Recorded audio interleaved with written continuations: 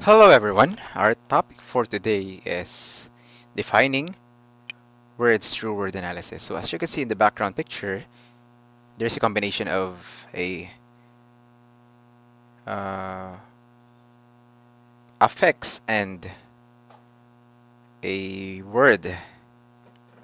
So here also we're going to talk about a combination of affixes and words or root words. Specifically suffixes, okay? So napakahalaga na matuto tayong mag-define ng mga words without using dictionary because not at all times ay meron tayong dictionary na magagamit lalo na kapag nagmamadali tayo. If we have background knowledge, we can define a word faster without using a dictionary. So, suffix plus a root word, we can create a new word, right? So, let's start with the adjectives. So, just to let us first define suffix. So, our topic for today is from pages 247. So, again, what is a suffix? So, it is a part of a word or a syllable placed after a word. So, after a word. So, dinudugsong sa dulo ng isang salita, hindi sa unahan, okay? A suffix may give a clue to the meaning of a word. So, totoo na pwede siya magbigay ng clue sa ibig sabihin ng isang salita, lalo na kung alam natin ang ibig sabihin ng isang suffix, okay? It may be a noun, verb, or adding forming suffix. Kasi ang suffix ay nagpa-function din as a noun, as a verb and an adjective. Okay? Lalo na kung naidugsong na natin sila. Katulad ng able, pag dinugsong siya sa isang word, it can form an adjective. And see, when we add it in a word, we can create a noun. And when we add ate to a word, we can make a verb. So, wag na nating patagalin pa. Let's start with the adjectives. Okay, so suffix able, meaning capable of. Example, responsible. General meaning nito ng responsible. Capable of responsing. Sige, padaliin na lang natin. Capable to response na lang. Capable to response para mas maikli. Okay. Yan, okay na.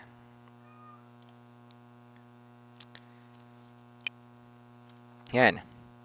So, di ba pag sinabing capable of, kayang gawin. So, responsible, capable, sorry. Mas ano pala dapat, mas proper yung of kasi doon sa meaning natin, capable of. So, bagamat mas medyo mahaba siya kasi dinagdagan natin ng sing. Ito yung dapat na meaning niya. So, dahil ang meaning ng able is capable of, ang ibig sabihin ng responsible is capable of responsing. Okay? So, using your background knowledge, you can create or you can define a word. Okay? By having your knowledge about the suffix, the meaning of suffix, and your background knowledge with a word. So, gawin na natin tong definition. Kasi ang topic natin ay defining words through word analysis.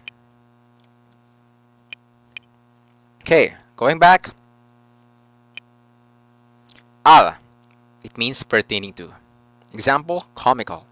Definition, pertaining to comedy. So, napansin nyo naman dito, ginamit ko yung capable of, dinugsungan natin ng responsing. Kasi the word response and responsing, of course, obviously they are very connected with each other. Okay? Next, pertaining to. So the definition of comical is pertaining to comedy kasi the word comic came from it's related in comedy. Okay? So they are connected, comic and comedy. Okay, next, an. Belonging to or origin. So dapat capital tong A.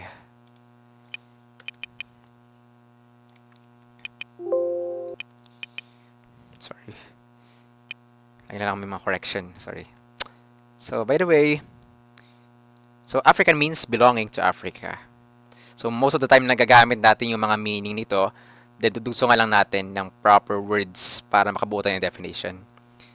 Lahat yan, halos lahat ng mga definition na to ay nanggagaling sa meaning plus yung background knowledge natin sa mga example words na ito. Okay. Ant. Full of. Example, observant. So, observant means full of observation. Okay? Napapa-add mas. Next, est. Superlative.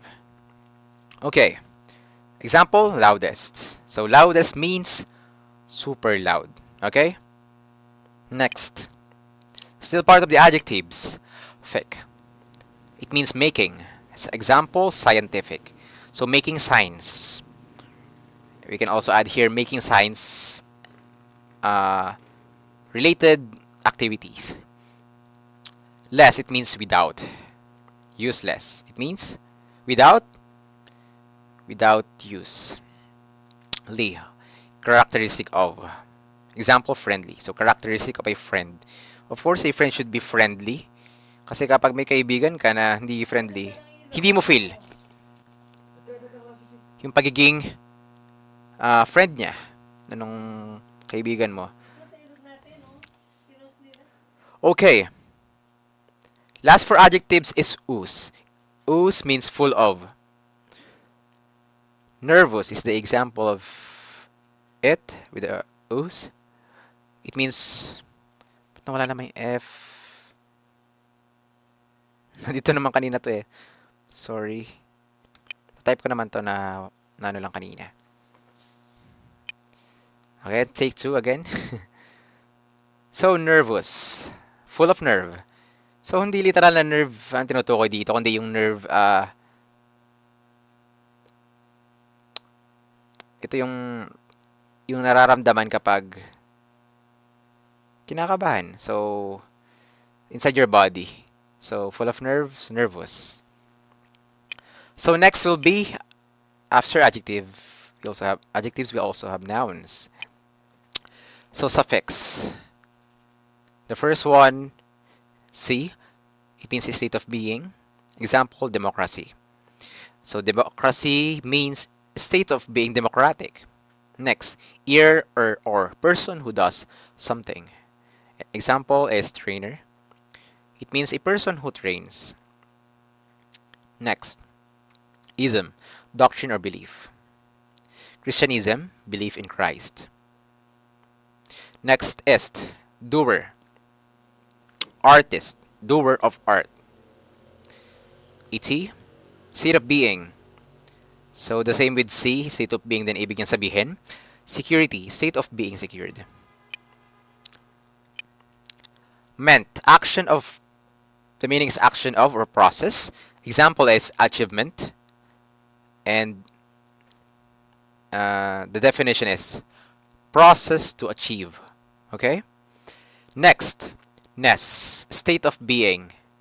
So also the same with C and ET. Yung ness. So, example of word with ness is loneliness. And it means state of being lonely. So, ito yung pinakamadali, yung state of being. Kasi, sa pag-define natin, yun lang. Yung malimit na matatandaan nyo kasi paulit-ulit siya halos dito eh. Na iba lang yung suffix. 8, shen. That shon has shen. That which is meditation. That which meditate. Or kung sino mang nagme-meditate. Tude is the last for nouns. State of being na naman, pang-apat na. So, unang state of being natin is C. Then, next is ET. Next is ness. And last is tude. gratitude, state of being grateful. Okay? So, papansin nyo, lagi nyo tatandaan, para makapag-define tayo ng mga words, napakahalaga na alam nyo yung meaning. Kasi pag hindi nyo alam yung meaning, so paano nyo sisimulan yung definition nyo? Na kung saan, ando na yung clue sa mga meaning ng mga suffix. Then yung mga example words, doon tayo huhugot ng mga salita. It can be the root word or related words to them. So, meron pa tayong natitira actually. So, as an additional, sige, include ko na rin dito.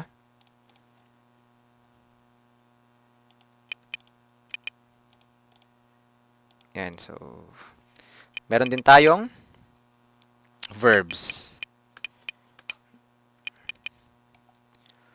Okay, so, verbs, di ba ito ay pandiwa? So, mapapansin nyo, konti lang ang mga suffix na nagpo-form ng verbs. So, in your book, we only have 2 example of it. Okay, so una, di ba? We have 8. And the next one, we have eyes. So, the meaning of 8 is to make. An example of word with 8 is originate. Okay? So, it means to make origin. That is the definition. Okay?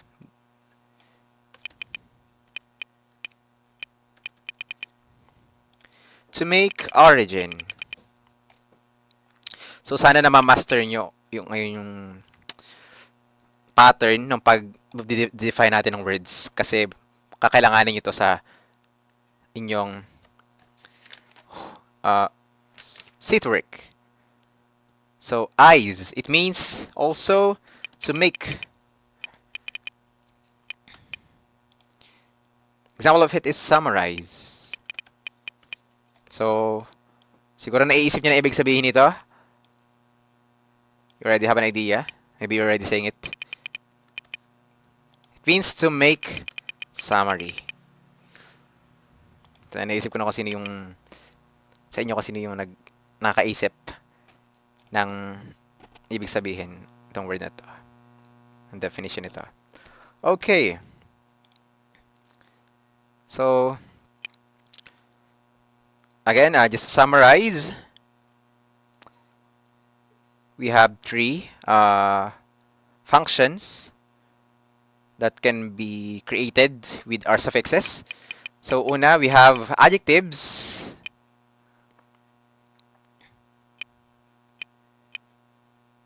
By adding them in the end of a word, we can form adjectives. And next, we have nouns. Okay? Suffixes that can create a noun or nouns. And last, suffixes that can create verbs. So yan, this is the end of our discussion. I hope you learned well. And if nalilito pa kayo, so just replay this video. Thank you for watching and listening. So now you may answer page 248, 1 to 10. So I'm not allowing you to use dictionary. Please answer only with your knowledge about suffixes. Itong diniscuss ko sa inyo. Pag gumamit kayo ng dictionary, mapapansin at mapapansin ko yan. Okay? Because I'm using 2 dictionary here, so I can trace if it's from the dictionary or from the internet. So, thank you again and God bless you. See you next time. Thank you.